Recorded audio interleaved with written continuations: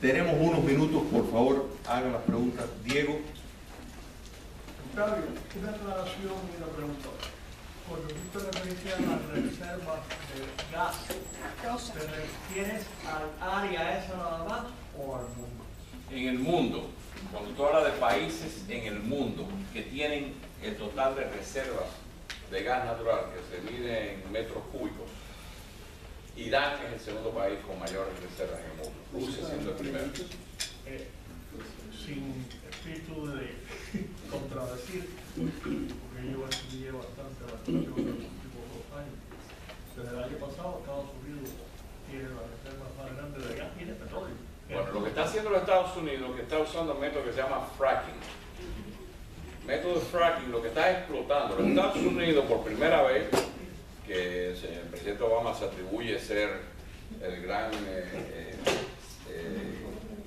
el que salvó la industria petrolera con el gasoducto, es que ha permitido la explotación de más reservas de petróleo en Estados Unidos.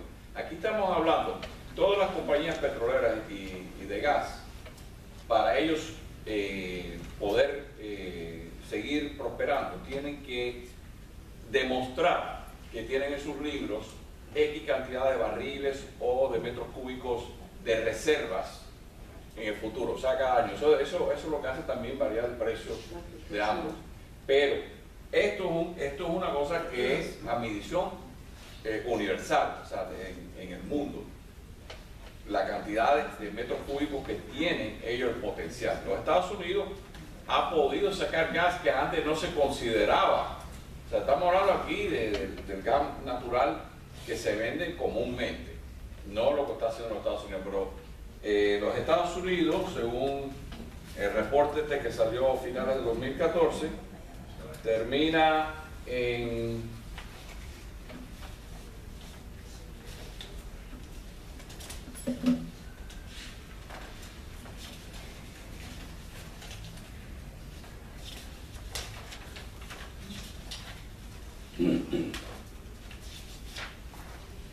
los Estados Unidos en cuarto lugar, 339 mil millones de barriles. En el 14. La pregunta es,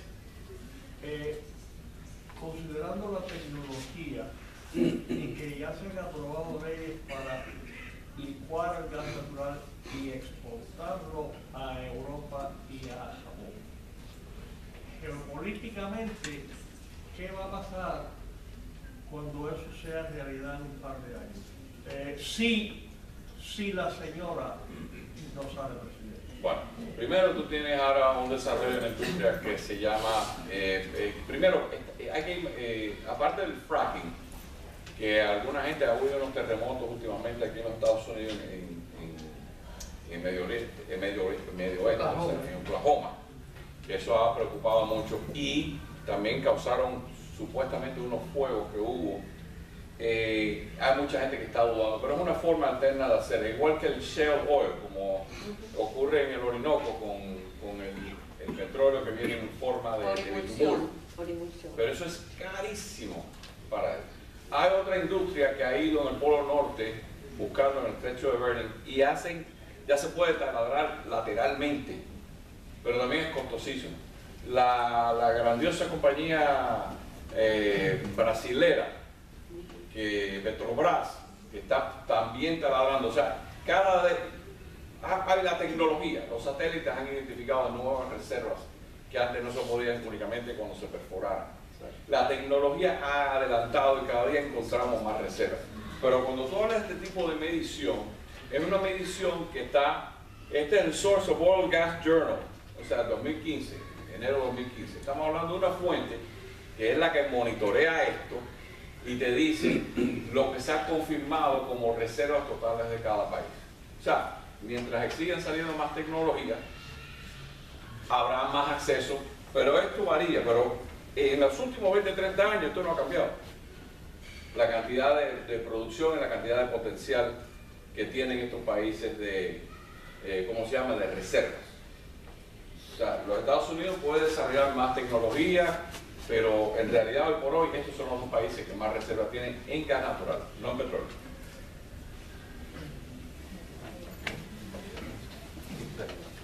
Sí, yo quería preguntarle al coronel Octavio si usted cree que el Estado de Israel está haciendo algo para detener el crecimiento de Irán, el poder de Irán, y si puede hacerlo. Y otra cosa, si usted cree que el presidente Vladimir Putin ha estado mediando entre Irán e Israel. El presidente Vladimir Putin ha logrado en este último año que ahora todos en el Medio Oriente pasen por Moscú en vez de por Washington. Eso es una realidad geopolítica que el que no quiere entender lo ha hecho con un presidente que dice que prefiere liderar desde atrás, que prefiere no empezar guerra y va a terminar como uno de los presidentes más guerreros en los últimos tiempos. En otras palabras, si tú atribuyes la cantidad de muertes bajo drones, o vamos a tener más muertes. La crisis que no se han terminado, mencionabas Libia, el desastre de Siria, todas las consecuencias. Putin ha logrado, que eso fue parte de la tercera fase de la alianza con Irán, volver a insistir, se ha logrado ser en uno de los, darle preeminencia a Rusia, uno de los grandes orgullos de Rusia, que era un poder mundial. Y con todo, y que la economía de ellos no está ahí.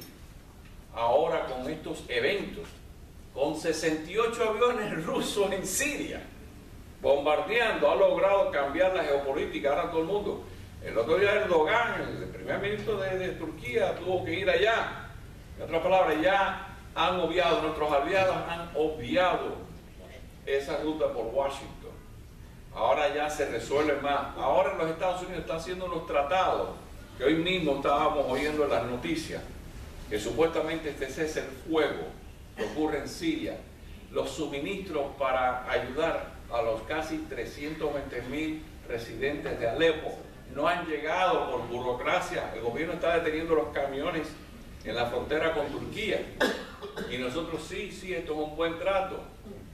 Ya dentro de unos 108 días veremos que hicieron lo mismo que en marzo, empiezan a bombardear hospitales de niños, empiezan a bombardear panaderías con bombas barriles llenas de cloruro. Por favor, no está la línea en el desierto de no usar armas químicas, aunque técnicamente el cloruro no es un arma de destrucción masiva, pero se está usando como eso. Entonces, cuando tú hablas de esa visión del mundo, nuestros aliados cuestionan. Ahora Israel seguirá siendo uno de nuestros socios, no únicamente en el Medio Oriente, sino más fieles que hay en el Medio Oriente. Pero una cosa muy importante, esta mañana yo estaba hablando con Bernie, estábamos hablando de por qué los Estados Unidos hizo un pacto de 3.5 billones de dólares por los próximos 10 años. Y el punto es este: como economista, y señores, no es el presidente Obama, la Cámara de Representantes, el señor Ryan, que no sepa, es un economista, entendido que sí sabe de economía. Y yo prefiero, si yo voy a tener que hacer un pacto con un aliado, decirte, mira fulano, te voy a dar 3.5 billones de dólares por los próximos 10 años, pero no me pidas un centavo más. Ya yo sé cómo mi presupuesto nacional con ese país lo puedo manejar por los próximos 10 años.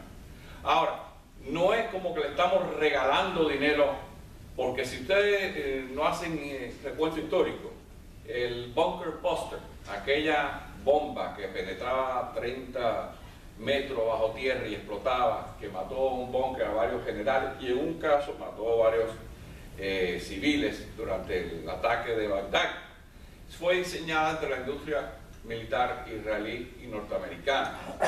Los vehículos que ahora están protegiendo, que si usted ve los nuevos vehículos, el Hummer, ¿se acuerdan del Hummer? El Hummer ya no...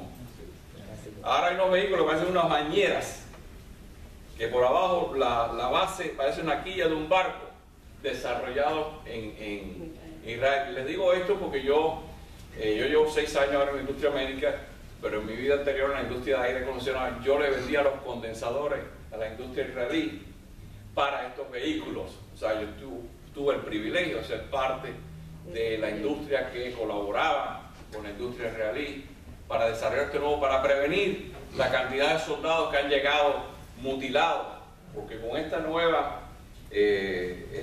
diseño de estos carros cuando explotan estas bombas, el impacto sale hacia afuera y no hacia arriba.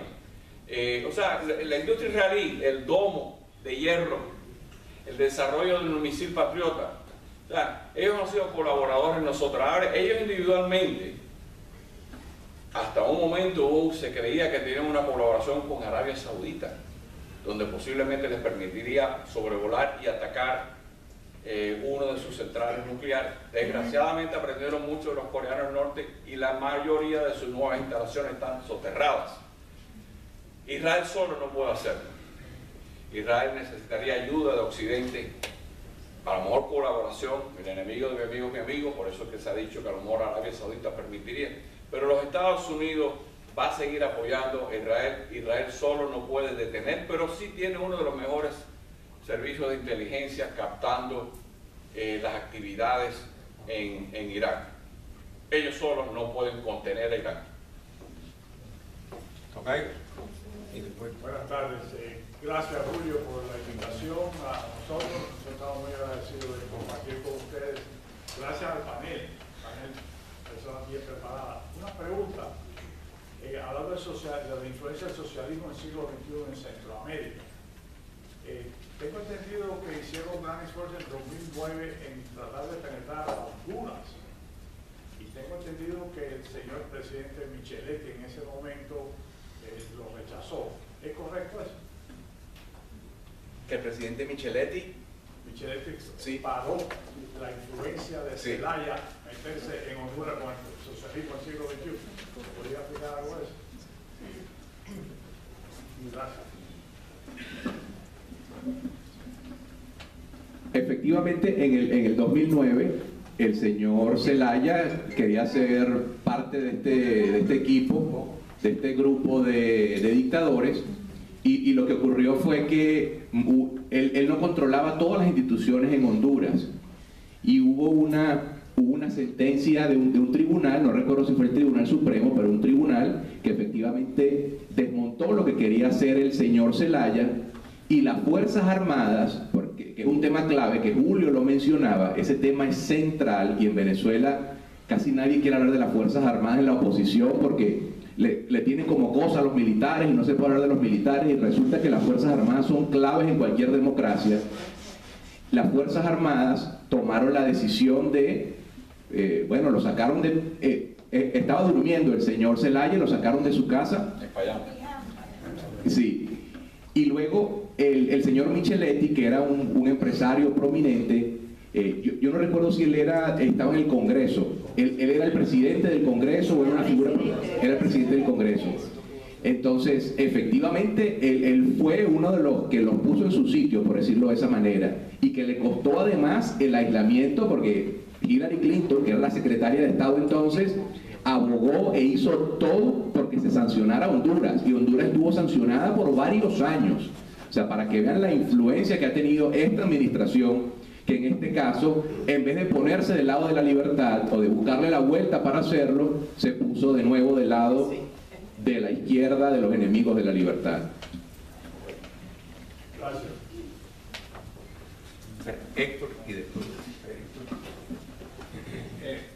¿No diría usted en el proceso de degeneración de la democracia en el socialismo del siglo XXI que tan importante como el problema de las constituciones, quizás hasta más, se producen dos factores paralelos, que una es el control de los principales mandos de las Fuerzas Armadas, y el más importante de todos, el apoderamiento del Poder Judicial para poder criminalizar la oposición y poder reprimirla legalmente.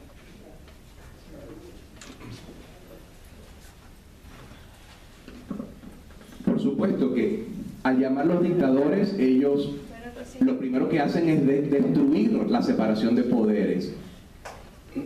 Formalmente, técnicamente, hay un Tribunal Supremo, hay un Congreso, pero que funcionan para ellos, y desde luego que utilizan el Poder Judicial como un brazo opresor, un brazo represor, un brazo persecutorio de la disidencia. Y eso es una característica de estas dictaduras. Estas dictaduras no matan físicamente, por decirlo de esa manera, aunque ya estamos viendo todos los muertos que ha habido en Venezuela por protestas, por hambre, por falta de medicinas, por la inseguridad, que es una política de Estado en Venezuela.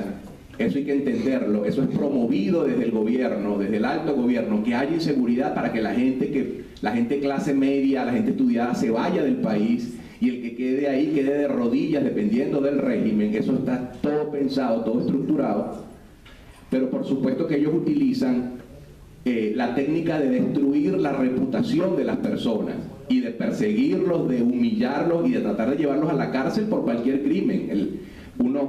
Estos muchachos que Maduro metió preso últimamente, o sea, yo conozco a varios de ellos, o sea, esos muchachos son incapaces de jugar con una pistola de agua y los acusan de que estaban planificando, que eran unos terroristas, de que tenían cinturones bomba, de unas cosas increíbles. Pero por supuesto que dentro del diseño de las dictaduras del siglo XXI, ellos utilizan todas las instituciones para perseguir a la disidencia, y ellos montan este tipo de regímenes no para entregárselos a la oposición en unas elecciones. Ellos los montan para permanecer en el poder hasta que más no puedan. Quedan pocos minutos. Usted después...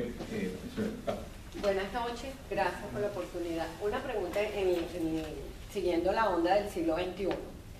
Si bien es cierto, ya usted ha detallado minuciosamente todas las características de estos dictadores, no es menos cierto que entonces estamos ante una onda expansiva de estos dictadores. El miedo que a mí me da es que no tenemos, si bien es cierto los conocemos, pero no carecemos de herramientas como para enfrentarlo, porque la opinión pública internacional, ¿cómo poder nosotros en Venezuela ir contra el gobierno de Maduro cuando fue constitucionalmente y democráticamente elegido? Estamos entrampados.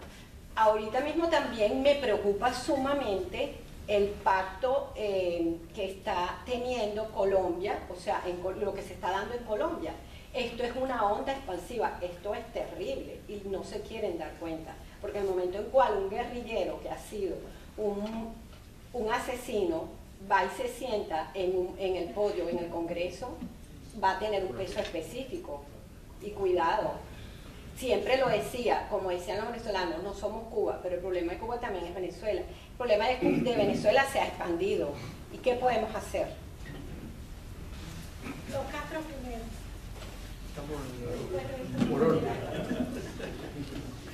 Cuando yo decía al principio cómo me sentía en relación con la causa cubana, era precisamente eso.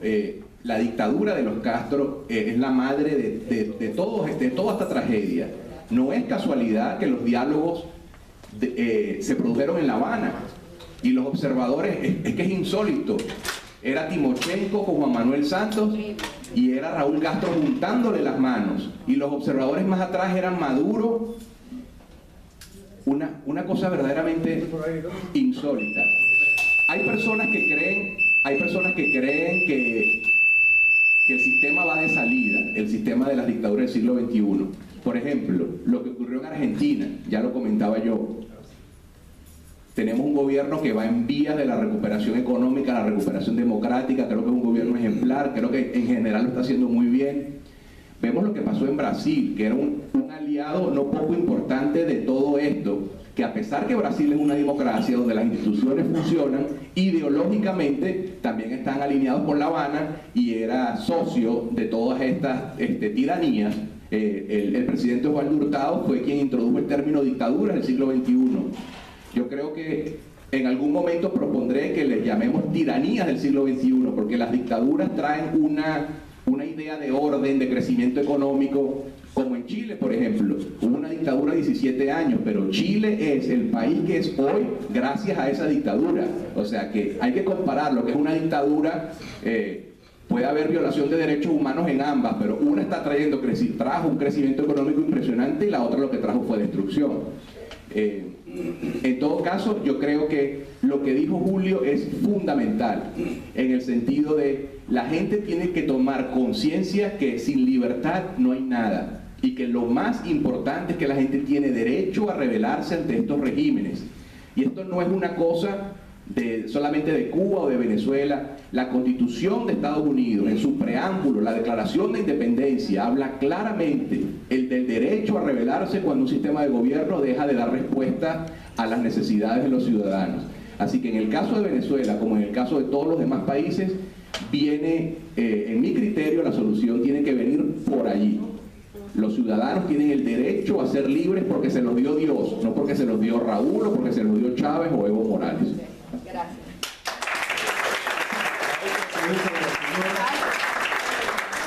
A propósito, mi inquietud va con referencia a lo que decía la señora, estos siglo XXI, democracias o como se le llama el siglo XXI, ¿qué va a pasar perdón, con Colombia, precisamente? Lo que estamos viendo es terrible, realmente. Yo he vivido aquí 40 años, conozco muy bien la historia, la realidad de los cubanos y de todas nuestras naciones amigas y vecinas. Y siento con dolor que mi patria va por ese mismo camino.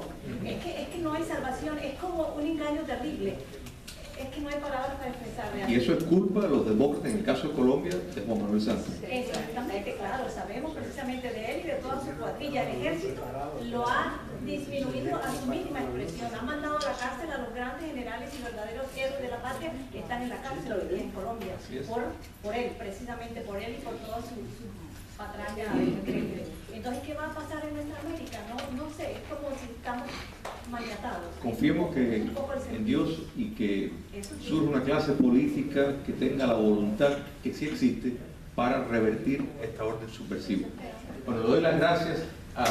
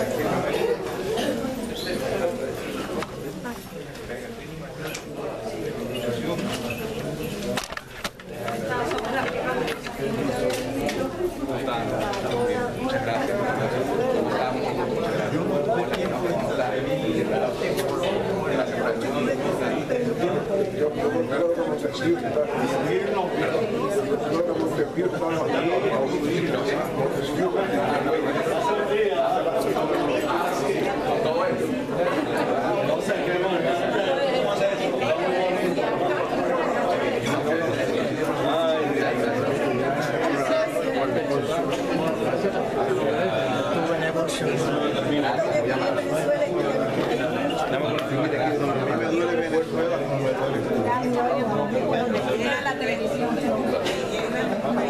Marina, ¿el revocatorio sale este año o no? Para nada. La noche ha sido increíble. Fue increíble. Fue que tuvo esa gente caminando. Todo fue maravilloso. Llegan a Caracas y todavía no han entrado y váyanse a su casa. Por las manos, así de sencillo. Eso es como el que se mete en su casa y quiere amarrarla y quiere violar a la gente y quiere igualito eso. Son delincuentes, vienen por la cuenta. Así de sencillo. Pero ella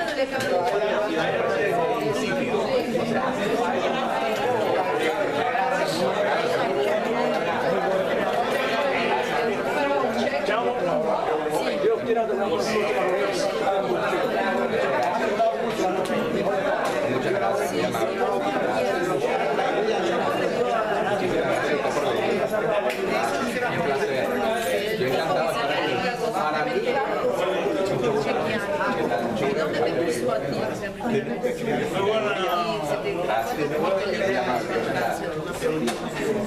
¿Y dónde te volvió después?